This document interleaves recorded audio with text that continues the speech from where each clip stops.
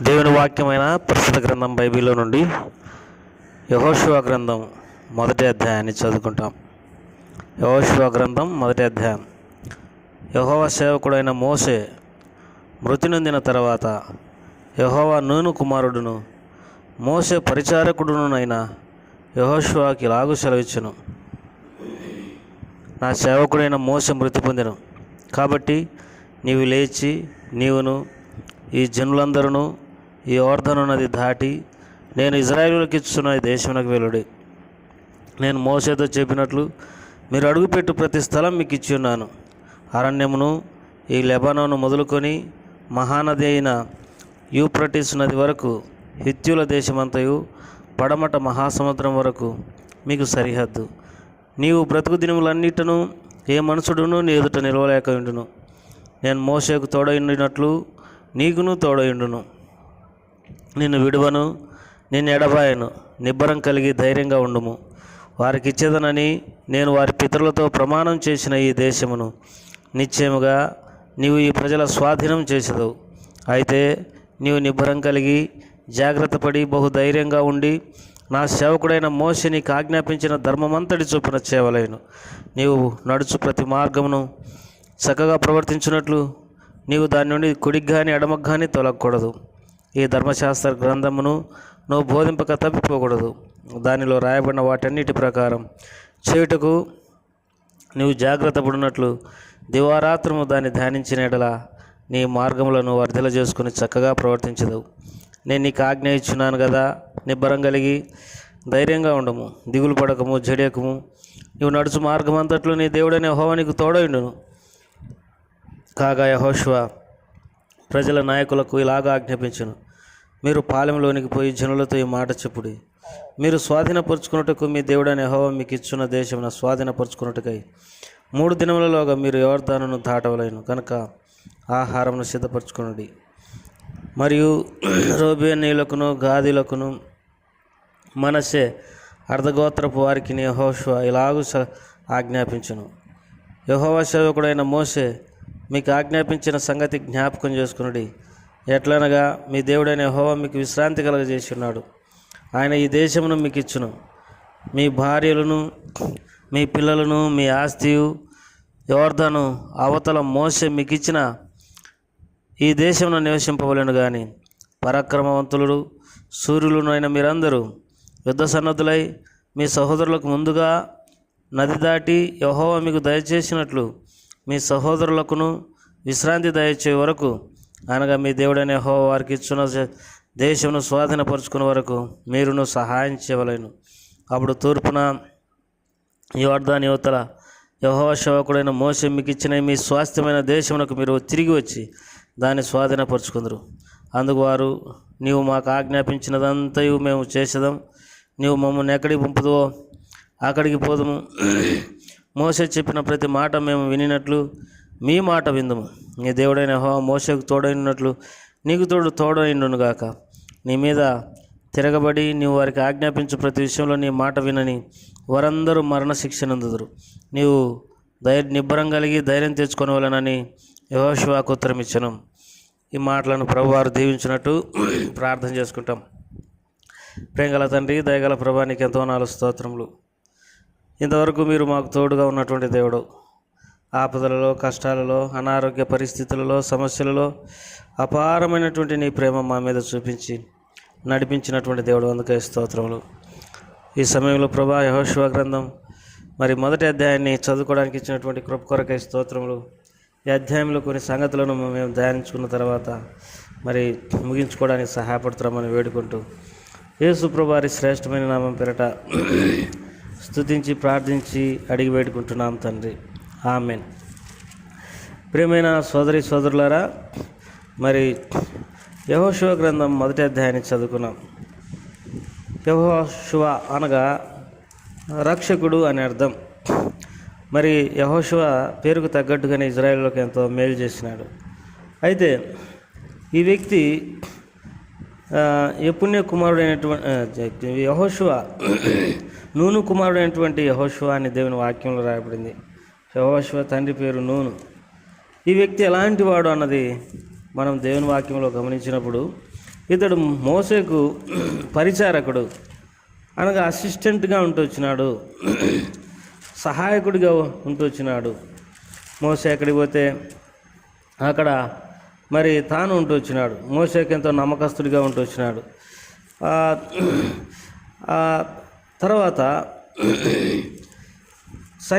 సంఖ్యాకాండంలో మనం చూస్తాం, కానాను దేశాన్ని మరి వేగు చూడడానికి పంపించినప్పుడు 12 మంది గోత్రాలలో 12 మంది అధిపతులను కానాను దేశం వేగు చూడడానికి పంపించినప్పుడు మిగతా 10 మంది, ఒక కాలేబు యెహోషువ తప్ప మిగతా 10 మంది మరి ఇజ్రాయేలీలకు చెడు సమాచారం తీసుకొని వచ్చినాడు.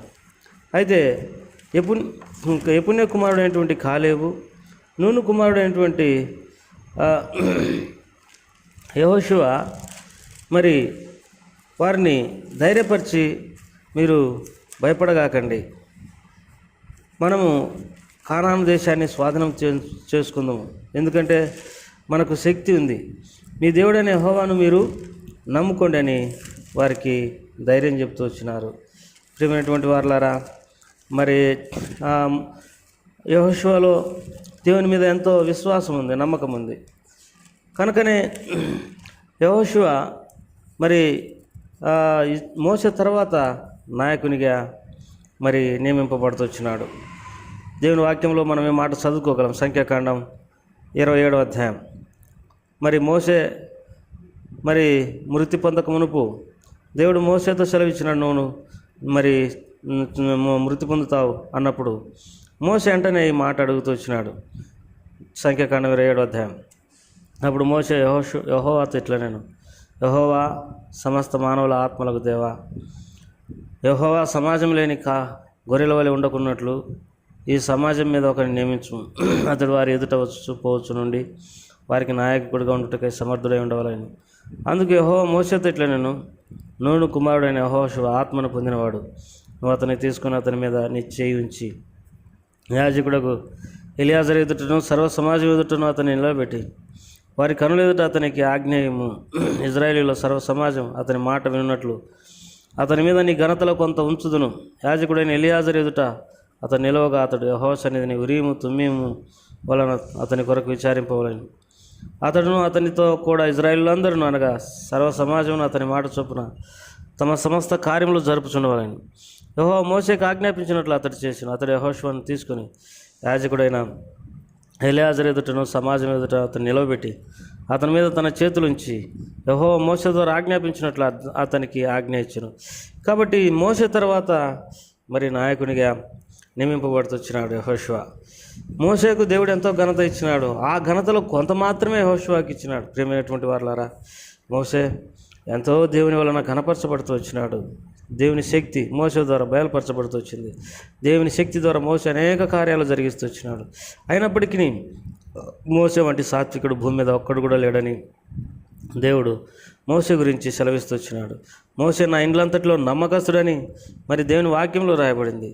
అంటే ఎంత గొప్పవాడైనాడో అంతగా దీన మనస్సు కలిగినటువంటి వాడు, తగ్గింపు కలిగినటువంటి వాడు, దేవుని మాత్రమే ఘనపరిచేటటువంటి వాడు మోసే తర్వాత మరి దేవుడు యెహోషువను కోరుకున్నాడు. మోసే కుమారులు ఉన్నప్పటికీ మోసే కుమారులు ఈ శ్రేష్టమైన నాయకత్వానికి నియమింపబడలేదు.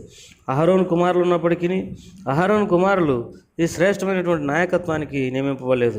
మోసే పరిచారకుడైనటువంటి నూను కుమారుడు యెహోషువ మాత్రం ఈ సేవకు మరి అతడు నియమింపబడుతూ వచ్చినాడు. కారణం ఏంటిదేనంటే యెహోషువ దేవుని యందు విశ్వాసం ఉన్నటువంటి వాడు.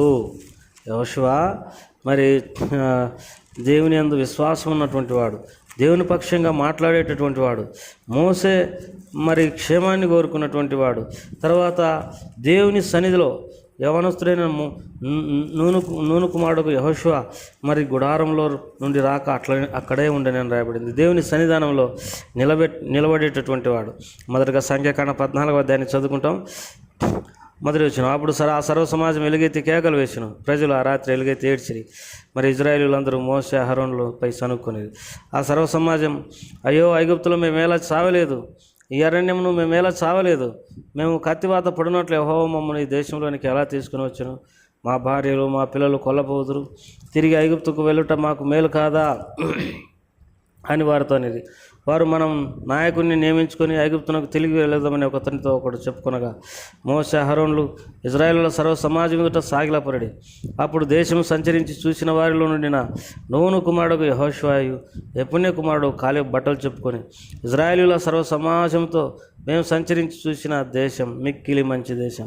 యెహోవా మన యందు ఆనందించినట్లా ఆ దేశంలో మనల్ని చేర్చి దాన్ని మనకిచ్చును. అది పాలు తేనెలు ప్రవహించు దేశం. మెట్టుకు మీరు యెహోవా మీద తిరగబడకుడి, ఆ దేశ ప్రజలకు భయపడకుడి. వారు మనకు ఆహారము కుదురు, వారి నీడ వారి మీద నుండి తొలగిపోవును. యెహోవా మనకు తోడై ఉన్నాడు, వారు భయపడకుడి అనిరి.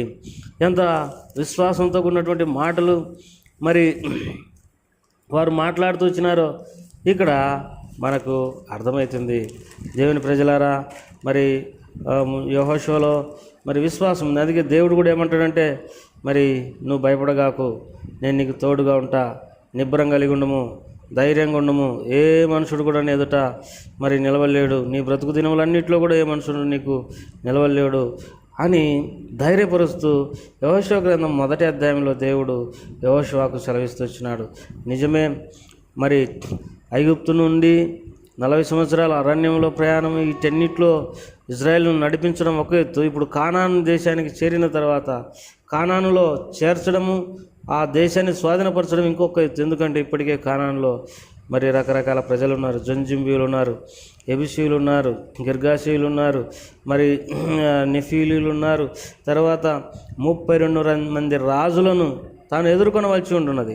అయితే వీటన్నిటిలో మానవ శక్తి తనకు సరిపోదు. అందుకే దేవుడు తనకు మరి తోడై ఉంటానని దేవుడు సెలవిస్తూ వచ్చినాడు. భయపడగాకమని సెలవిచ్చినాడు. ప్రియులారా, ఈ లోకంలో మరి ఐగుప్తు నుండి ప్రజలను తీసుకొని రావడమే పెద్ద కష్టమైతే, ఐగుప్తులో నుండి ప్రజలను తీసుకొచ్చిన తర్వాత మరి 40 సంవత్సరాలు ఇజ్రాయెల్ను నడిపించడమే కష్టమైతే, ఇప్పుడు కానాను దేశాన్ని స్వాధీనపరచుకోవడం ఇంకా ఎంత కష్టమో మనం గమనించాల్సినటువంటి వారమైంటున్నాం.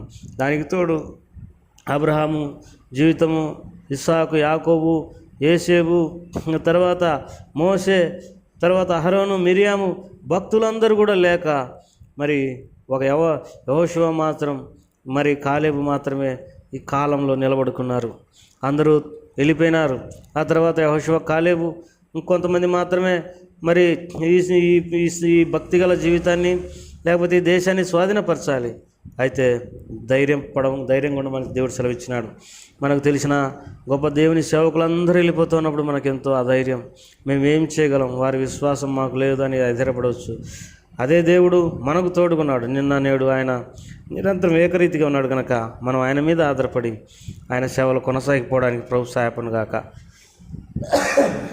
ప్రార్థన చేసుకుంటాం. ప్రేమ గల తండ్రి, యెహోషువ గ్రంథం 1వ అధ్యాయం చదువుకోవడానికి సహాయపడినావు. ఈ మాటలన్నీ మాకు ఆశీర్వదించండి. మా ప్రియుల కుటుంబాలను దీవించమని యేసు వారి నామమున వేడుకుంటున్నాం తండ్రి. ఆమేన్.